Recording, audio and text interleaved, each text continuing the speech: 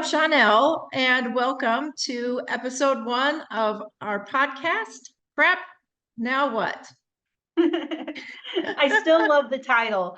Um, I I'm Makaila. I'm Makaila Kelsey, and I'm part of the podcast Crap Now What. But I'm really excited to explain why we called it that. But I'll let Shaunelle continue. Shaunelle, introduce yourself. Tell us what brought you here and how we ended up on Crap Now What. Exactly. So I am Shaunelle, and I am a business owner.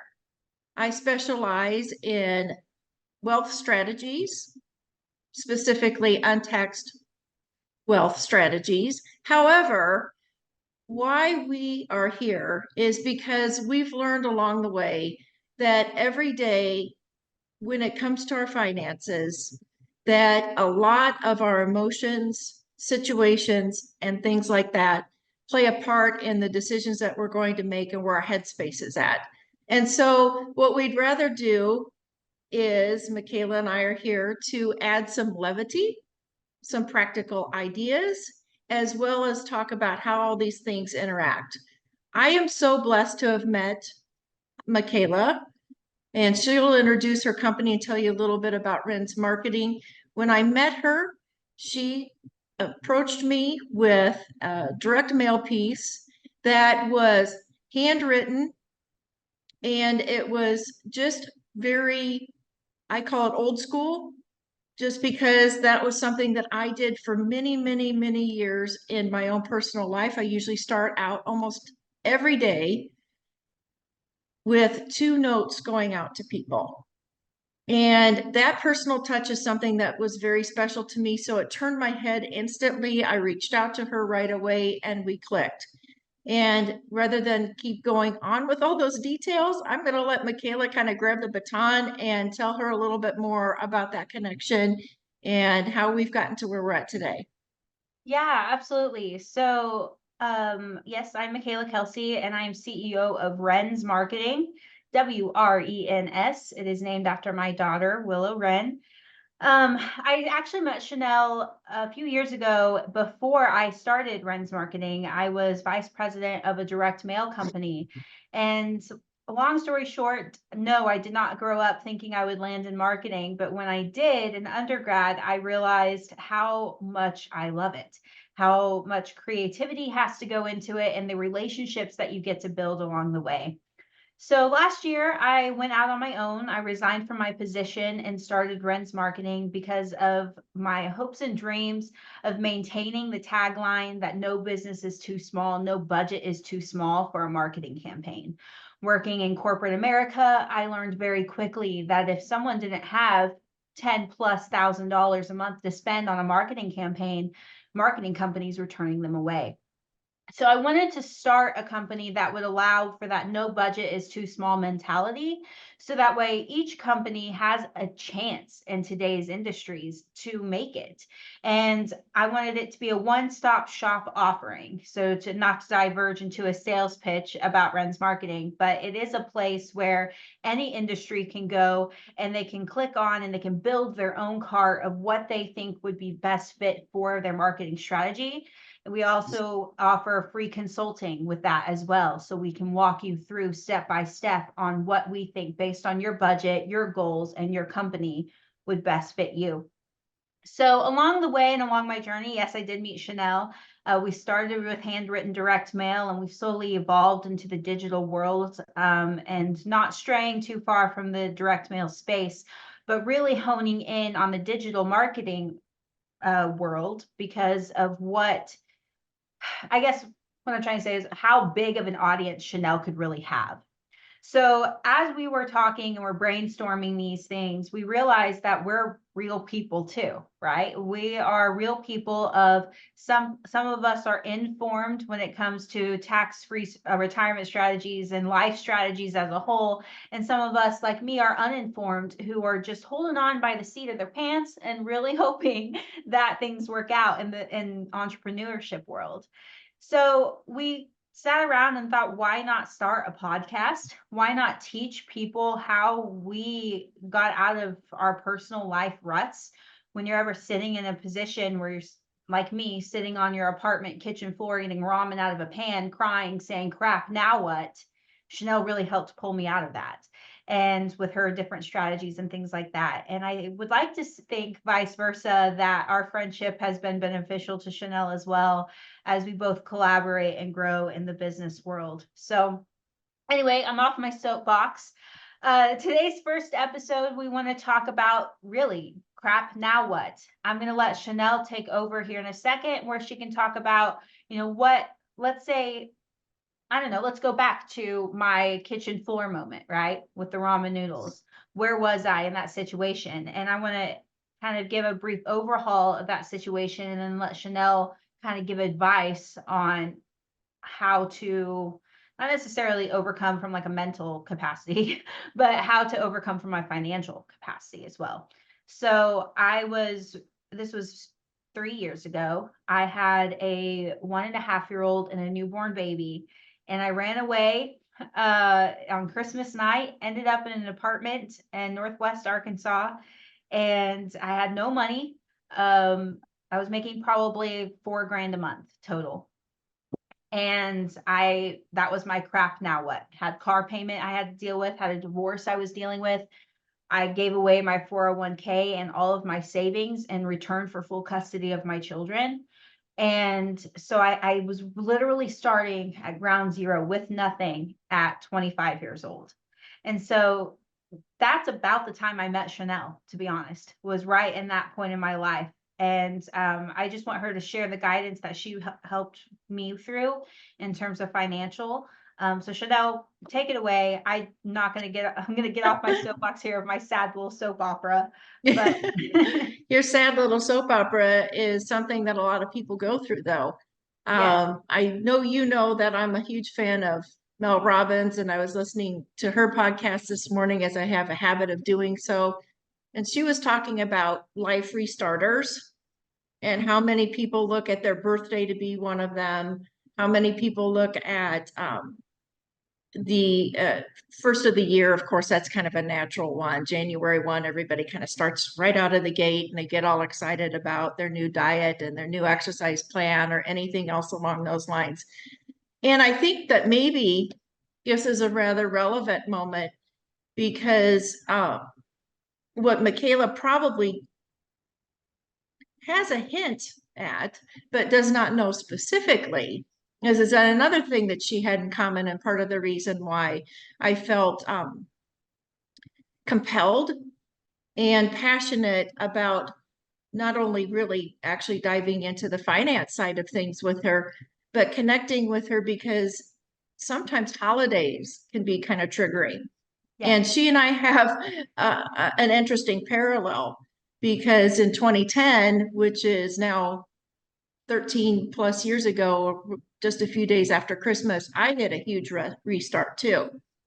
I left a situation with just a carload of mostly my kids' stuff. Matter of fact, I had to go and buy a pair of jeans at Walmart, and totally restarted.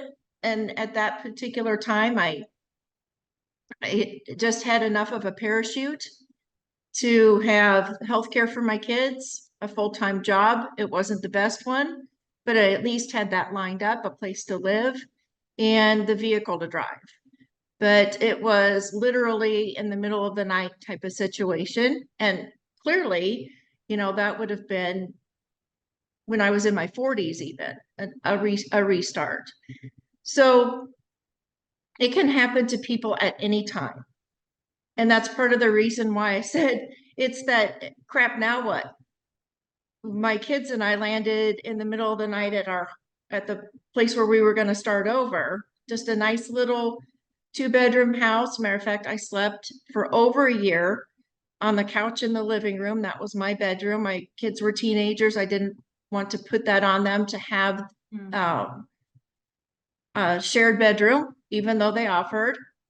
And we had been up all night, and we were enrolling in school, and it was just like, okay, we landed, and it was one of those crap, now what moments. How do we literally redo everything? And then, of course, even though I had a good network, most of the responsibility was on me. So that's part of the reason why we're here. Because sometimes, even if a person is financially set, they're not coming into a situation with with a lot of debt. It does involve perseverance sometimes. And I've met many people over the years who have had moments where they just become paralyzed. They can't even open up the mail. They can't look at it. And that's where I said, I hate to overuse the word mindset because it's more than just a mindset. It's coming from a place of stress, anxiety, how people cope. And the fact is that the bills don't go away if we don't open up the envelopes. So how do we get ourselves into some good habits, reset the budget? How do we start to look at ways to feel good about the situation and start sorting it out? So that's the passion that when I first met Makaila, where I came from is that, okay, yeah, I've been down this path before and you're and you're gonna make it. You're gonna make it. And it's sometimes just having someone else to be able to visit with, but also to have some of the footings. And so when we started this and we brainstormed this crap now what concept, it wasn't just to sell people on certain services or ideas, it's to have a forum to talk about what could possibly be the different versions. We can see, we both live in the Midwest, basically. You're a little bit more southern over in Arkansas. That's your home base. Yes. But nevertheless, hey, we do business all over the country, so we're connected with people all over the country. But just even this morning, one of my clients had to postpone because they lived in Tennessee, and now they had to postpone because there were tornadoes in Tennessee. Hmm. And so those are all everyday situations that can cause those crap moments. What are we going to do? How do we pull this Absolutely. back together? Absolutely.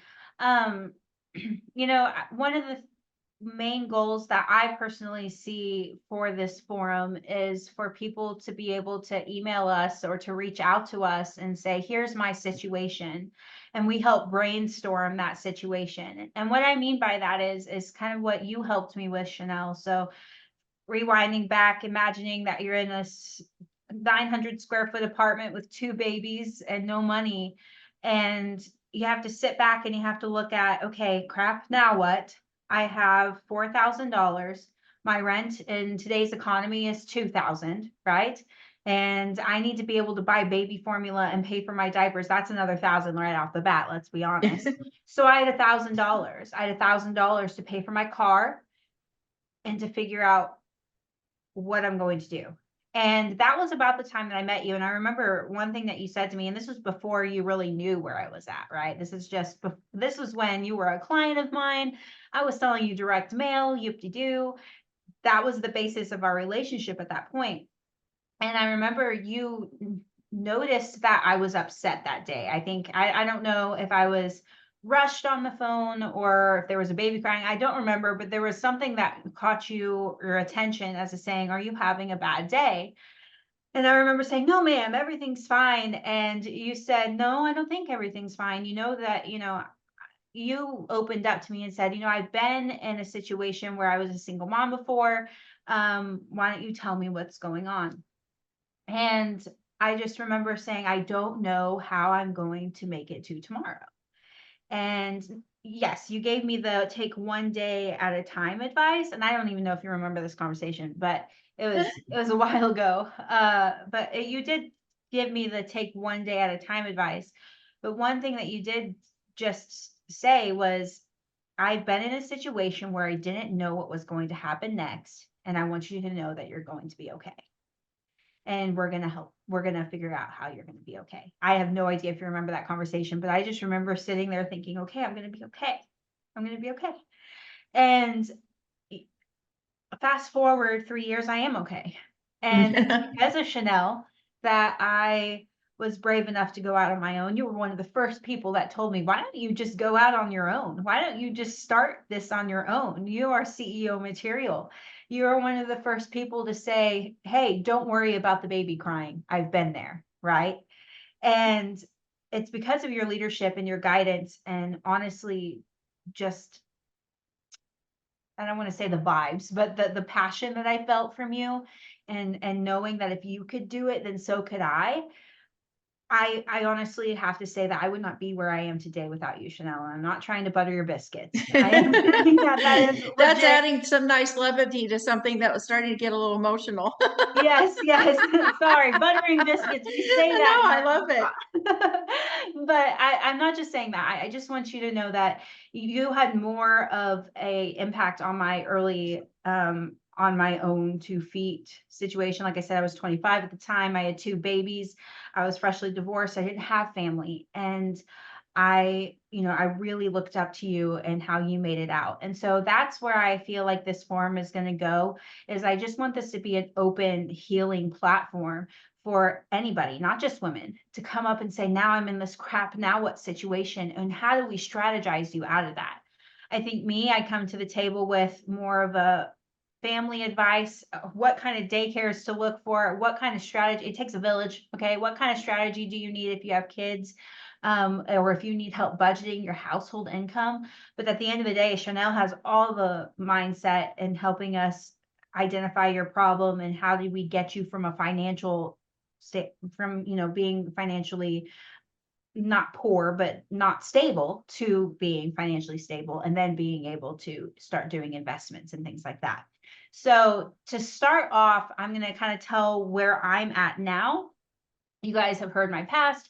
You've heard, the past 3 years of working with Shaunelle, and where I'm at now is I now own my own marketing company, where we do a bunch of digital marketing, direct mail, that sort of thing. I'm remarried very happily. I now have 3 children, and they're all in daycare, bless us.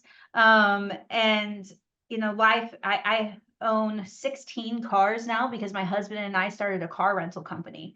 So now we are both self-employed, and we are both able to work from home, and we are both able to take our children on these amazing trips and vacations every year. And it's because of Shaunelle telling me, you're going to be okay. It's going to be okay.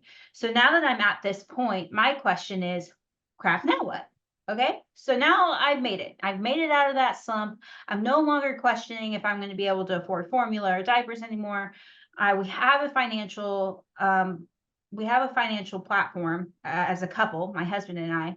So how do we take it from this step where we are honestly paycheck to paycheck? I think every American is at this point, to be honest. It's a very tough world to be living in. Our mortgage goes up. My mortgage now is $3,000 instead of $2,000, and everything has gone up. So how do we go from living this paycheck to paycheck mindset to being able to start investing, to be able to start really thinking about retirement? Because at this rate right now, if I don't do anything different, I'll be working until my grave, because I won't be able to stop. I just had a month ago, I was diagnosed with gastroparesis and POTS syndrome. And so I've been having a lot of health issues that compromise my day-to-day life. And just that 1 month of being out of commission, it completely derailed half of my projects, and my income stayed the same. My trajectory was supposed to go up. It was mutual. It was just right there in the middle ground. I didn't sell anything else. In fact, I lost a client. And so I need to figure out how to take my, health issues and things like that, how to manage that as a business owner. And then, of course, how do I get to where I need to be, to where I can be like Shaunelle and just move to Wichita one day? Yeah, just decide one day to have a satellite office that's only about 25 minutes from your daughter. Yes, yes. Right now I'm 3 seconds from my daughter because she's 4, but I would like to be in the 25-minute range one day. 25 minutes is a good distance. It's far better than 5 hours, especially with the wedding Absolutely. coming up in about a year. And Congratulations. I promised them I didn't do this just to be a helicopter mom. I wasn't going to begin that. So I do not have my pilot's license. There you go. Maybe not yet. Well, I'm Maybe, excited because you're closer to me. And that yeah. means we'll have in-person podcasts. That means when we start taking people's scenarios, we can really dive in together. Shaunelle and I have talked about opening up a location near me too. So there's a lot of potential to grow with our partnership, but all in the hopes and dreams that we can help other people who've been in our shoes. Absolutely. I want to circle back real quick to that moment when we were talking about that parallel of a restart on the life, because sometimes those oh crap moments also come with a sense of independence, euphoria, even if it only lasts for 2 minutes as somebody's leaving one spot and starting another, where it's like, I did it. Did you have that? Absolutely. Absolutely. I came from a situation that I raised my daughter in a one-room scenario. We were very poor. There were bugs everywhere, right? Very roach infested, ant infested situation. There was a lot of shall we say smugs, if you know what I mean, going around in the family that I was married into. Oh, okay. I wasn't Yeah, there tracking you go. what I didn't smug want to say the was. word. No. I didn't want to get censored, but you know what I mean? I might That know a few. I might know a that few. was a big problem as to why. And I'm not trying to grill my ex-husband on this in case he's listening. He has grown to be an amazing dad, and he has grown to be an amazing man.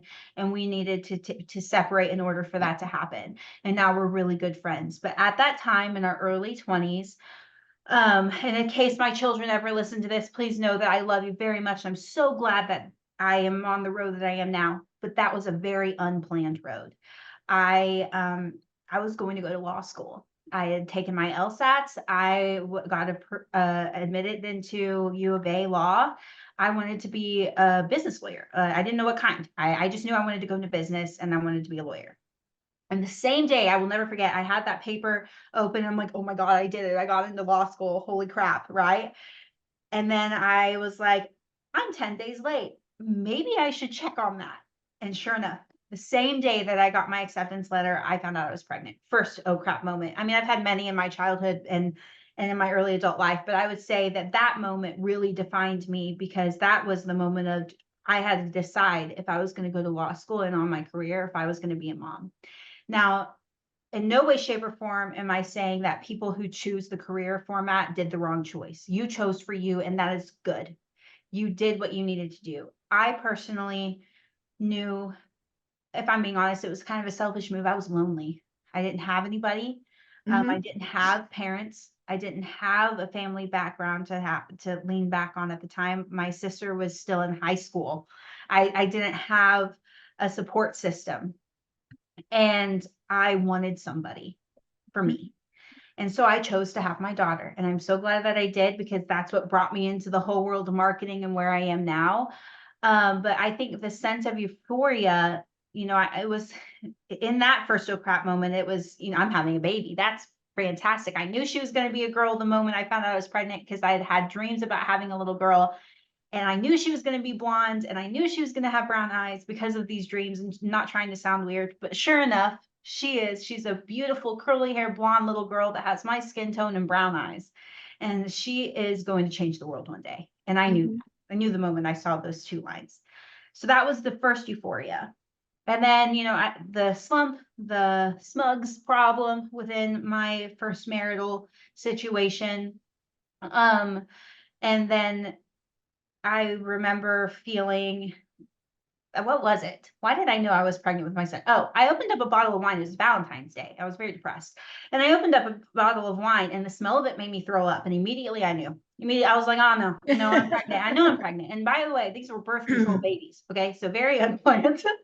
I was like, oh no, I think I'm pregnant. Sure enough, found out I was pregnant with my son. And I knew in that moment I had to change things, because I was not going to allow my children to ever have a memory of the situation that we were currently in. So I waited until he was born. I waited until the day of Christmas. I waited till Christmas night. I packed up my kids. I left. We slept in our car that night. And even though that was the biggest oh crap now what moment I think I will ever have in my entire life, sleeping in my car with my two babies, it was the most freeing I've ever felt. I realized I'm free. I'm free of that baggage. I'm free of all that negativity. I get to choose who's in my life. I am in charge of these children. I am in charge of forming who they become. And the sense of freedom was so overwhelming to me, even though I had nothing, even though I was in my car, even though I didn't know what I was going to do, right? I knew that it was going to be okay in that moment because A, it had to. I was a mom. There's no choice when you're a mom. But B, I didn't have that negativity weighing on me, the financial struggle. It was a financial black hole when smugs are involved. No matter how much money I brought in, all of it went out the door, right?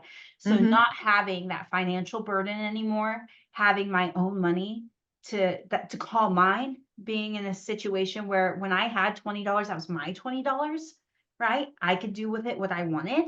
When I had $20,000, it's my $20,000. I can do what I want with it. That freedom alone was something. You said euphoric. I think that that's the word. And I want people to understand that when you're in that, it can't get any worse than this moment. And it feels like it. It really does. It feels like it can't get any worse than this. I don't think I slept for 3 months. I was so sad. I was sad.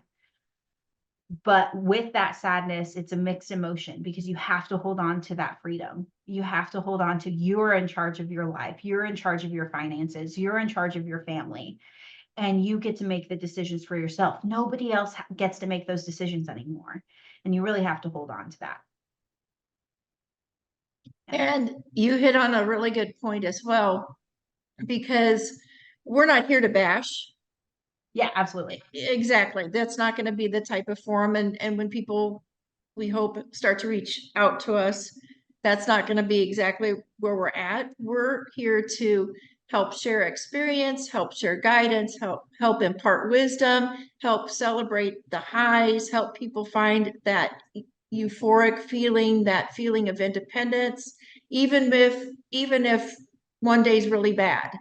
Mm-hmm. Even if that hour has been really bad, even if it's become overwhelming, we can still help guide in that direction. So it's exciting because one of the things that has carried me, because my background is actually business. Mm-hmm. I have a business degree. I started out as an accounting major You. because what's that? I said you. I know it was right. I still remember and it was because my parents are both highly educated people, which is really rare because they're in their 80s to have parents in my age group that were both college graduates. My Yeah. mom actually went on to get her master's degree, and my dad is a uh, retired IRS auditor, which is that accounting world. He Yep. was an accountant. I loved numbers. I did really well at it, and went on to go to business college, etc. And I do have a point coming here, but I added the marketing to it. I found once I got into college, etc., once you get into business college, you're learning economics, law, business law, taxes, all those types of things, as well as I found a passion for marketing, and it Mm-hmm. carried me for many, many years. And the place where I found my niche was in the branding area of marketing. And a lot of it has to do with listening and listening for Yeah. that defining moment. And that's where I was am going with this thought actually, is that defining moment is where we feel the crap now what is at. That's listening for, finding it, and empathizing with that concept that yes, this is important. It's a defining moment. It's a moment, like you said, with the bottle of wine. It Mm-hmm. was a defining moment as well. And these are the types of moments where we would love to have the opportunity to help people to turn that, because they always say there's a lot of phrases out there. You're never challenged with more than what you can handle. That's not one of my favorites. But my more favorite is that it's a period of storminess in a person's life whether you've had it once, whether you've had it never, whether you've had it worse than others or not as bad as others. When a person is being challenged, like you just said, Makaila, you've had some interesting last month or so, especially, and I've been kind of a firsthand first row seat or front row seat person to some of this. And those types of challenges are flexing you up for the next one, to level up. And I know you and I've had these conversations one-on-one, and so we're now starting to share this a little bit out there and putting it out there for others to hear, that this is the spirit of what we have envisioned and why we went ahead and put the cameras on us in these conversations rather than just having them privately, because we think they're valuable for other people. And we know that they're valuable for some people that just have that moment where they're like, okay, now what am I going to do next? I completely agree. It's not a sales tactic by any means. Sure, if you have a business and you want some advice, hit us up. We're here all day. But I want this to be, you said you can't give you more than you can handle, and that's a cliche quote you don't like. A cliche quote that I remember, I was in high school, and this is another defining moment. My parents were getting divorced. My whole life was, at that point in time, I felt like it was being destroyed. I was 17 and everything was, falling apart as I knew it. And one of my English teachers, Miss P was what we called her. She Penna, Florida, and I hope she listens to this because she did impact my life. She wrote on the board a quote for a specific student every day. So it would be exciting. You'd get to go in and you'd get to be like, is this my quote? Is it today? Is it my quote? And I was having a very bad day, and it happened to be my quote day. And she said, "Blossom where you were planted." Okay, that's a very cliche quote, but it has been something that's followed me ever since. I love it. Yeah, because of all of life's trials and because of all the crap now what moments and blossoming where you are planted, finding a way to see the good in the bad. And so that is now on hanging on my daughter's wall, and that is something that um I hope to implement in her and in my children, because finding the positivity in any situation is what kept me going. Even when you feel like, because no offense, but that quote, "Can't give me more than I can handle." Can't tell you how many times I've been sitting in my car crying, I can't handle it. I can't do this anymore, And right? there's a lot of spiritual side to that. It A lot of is. people will add God to that and everything, and that's okay. I'm not trying to say that that doesn't have value. It Absolutely. just is, I think, a little bit overused. Yeah. Yeah. And when I say positivity, I don't mean like, well, I'm still alive and that's positive. Sometimes that doesn't feel too positive, to be honest. I think we've all been in that situation. When I mean positivity, I mean holding on to that euphoria, going back to that. I am free. Those strings that were attached to me are no longer attached. The people who used to hand me something and say, "But now I own you," that doesn't exist anymore. Mm-hmm. Whether or not you're in a marital situation or you're in a business situation, I just have recently had one where I had a business come in, and again, I just started my business, and I had another corporation come in and say, "We want to buy you out." And I said, "I don't," it was another one of those crap now what moments, but what's the positivity? What am I holding on to? I'm my own employer, first of all. That's really cool. But I know that not that it's about money, but I know I can do bigger things without being told what to do.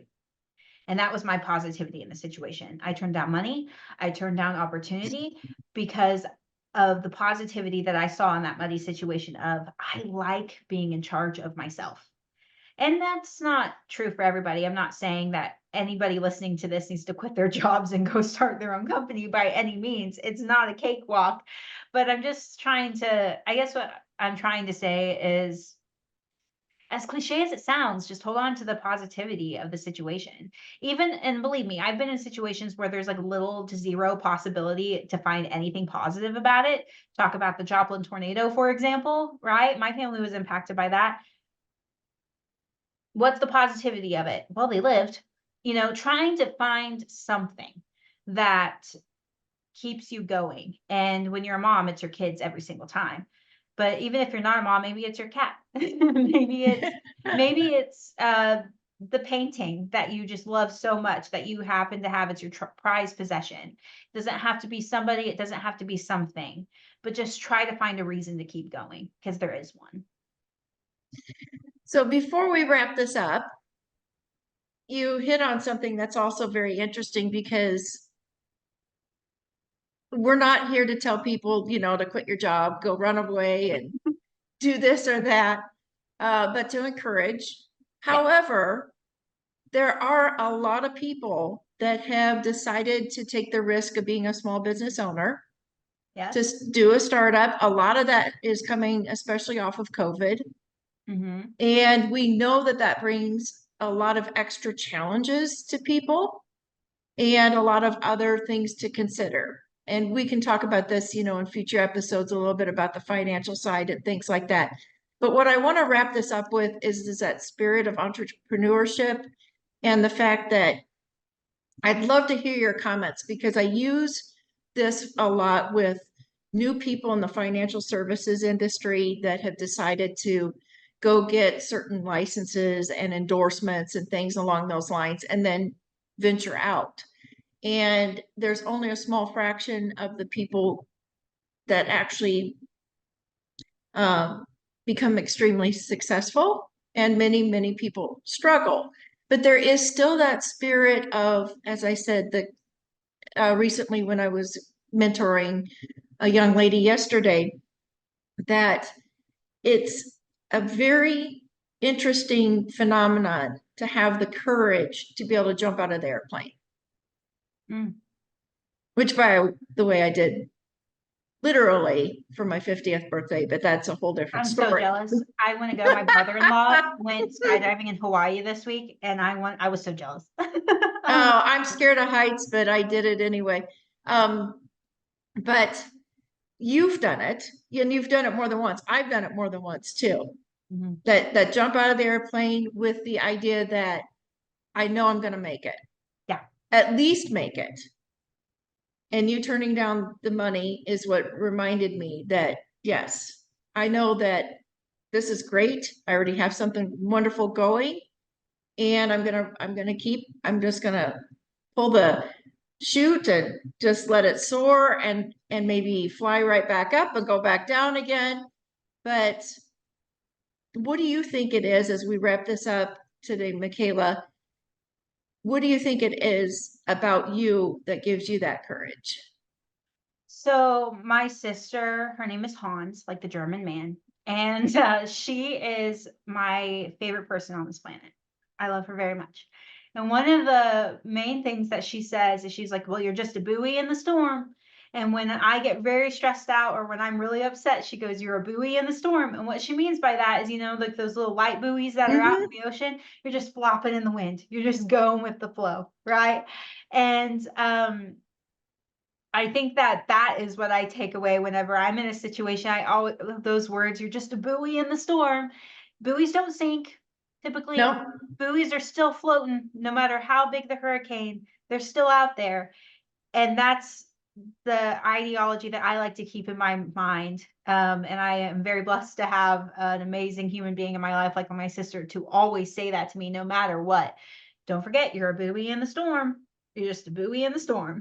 And that is, you're going to make it. And you're going to, like your parachute metaphor, it's my buoy in the storm metaphor. Mhm. So, as a takeaway from this, and as we close up our first episode, I really want to encourage listeners to send us their stories. Call us. We'll put our email addresses in the bios of these, so that way you can reach out to us and you can say, "Hey, here's what I'm doing," whether or not you want to schedule a phone call with us, or whether or not you just want to say, "This is my situation. What do you recommend?" And it could be anything from financial to business to personal to just life in general. But I want this to be a healing podcast. I want this to be a hopeful podcast. I want this to be the buoy in the storm for people. That's wonderful. Yes, I can't I can't mimic that any different or add any more to it. So that's going to be a wrap. Yeah, This absolutely. is a funny thing, gonna rhyme, but it's a wrap on crap. What That's now? a wrap with crap. Now what? I love it. I love it. We'll come up with a cheesy slogan. Don't worry. So, all right. Well, I really enjoyed this first podcast. We'll be doing these once a week. Just maintain, be the buoy in the storm. So, And thank you to our team as well. We've got yes, Hans and Caleb that are helping us put this podcast together, and we're very excited about having a whole team that comes to you to help you out. absolutely. All right. Ta-ta for now. Bye, guys.